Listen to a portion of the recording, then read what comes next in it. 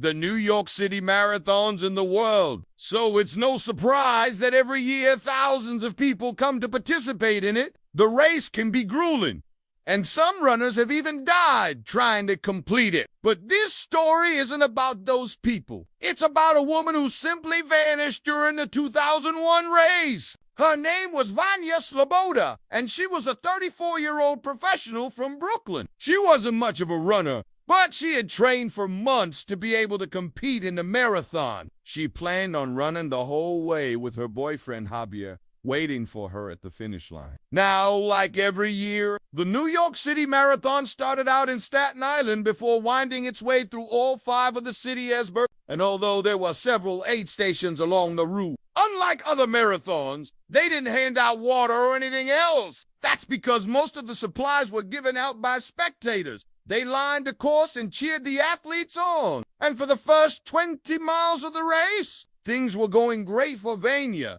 Not only was she staying well hydrated, but she was also feeling very energetic. But around mile marker 21, she did something that would cost her everything. As the course made its way across the Queensboro Bridge, the runners could see an aid station right at the end. At this point, Vanya was exhausted. So when she saw the station, she thought she'd stop there to catch her breath and have some water. Unfortunately, by the time she got there, all the water had been taken. She didn't want to waste time waiting around for someone to bring more, though, so she decided to take a shortcut. There was a street just off the course that led to the East River. If she could get down there, she could probably find some water in the building and then make her way back up to the course. That way she could continue running without getting dehydrated. She figured it was only a quarter mile, and she could easily make it back to the track in time. But unfortunately, she never did. Now, at first,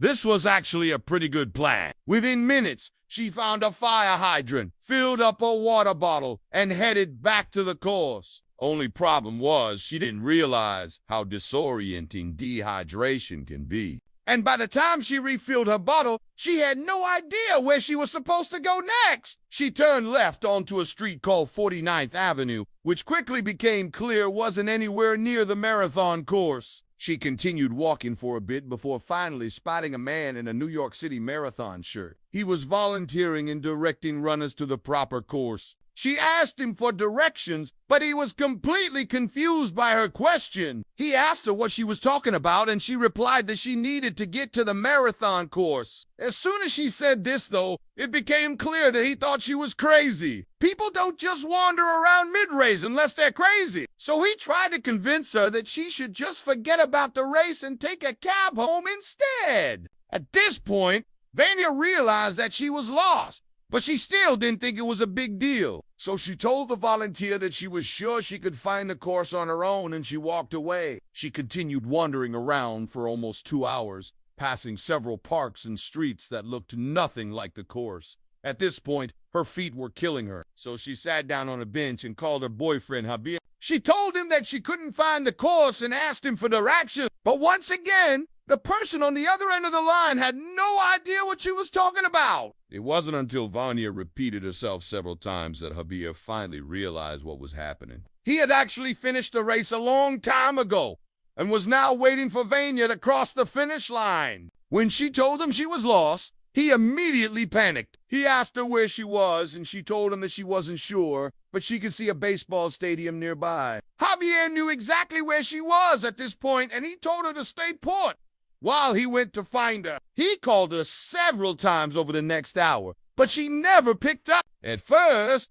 he assumed that she had fallen asleep, but when she still hadn't answered his calls by the time he got to the spot where she was supposed to be, he knew something was wrong. He ran over to a cop and explained that his girlfriend was lost and possibly dehydrated, but the officer told him that they couldn't do anything about it. There were thousands of people running the race, and they were already stretched pretty thin. He suggested that Javier call 911, but he knew that if he did, the dispatcher would most likely tell him the same thing. So he refused. Instead, he continued searching for Vanya, but it didn't take him long to realize that she was nowhere to be seen. This was when Javier finally called the cops and reported his girlfriend missing. Unfortunately, by the time they got involved, It was too late. Her backpack was later found near the bridge, but aside from that, there were no signs of Vanya anywhere. Cops searched the entire area, but after several hours, they had to call it quits. For the next few days,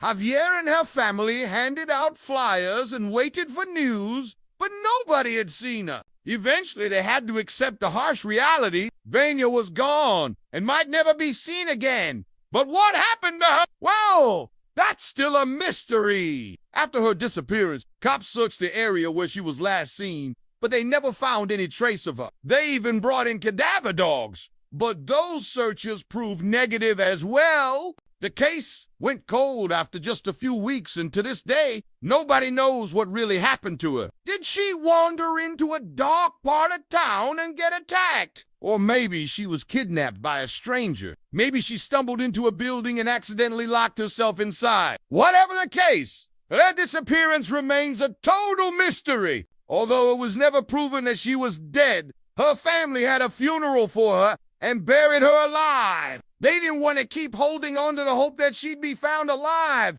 especially since it had already been years. Sadly, they might never know if she is out there somewhere or if she is resting in peace in some unknown part of the city. Now, you'll definitely want to watch what really happens to your body after you die. Or check out this video instead.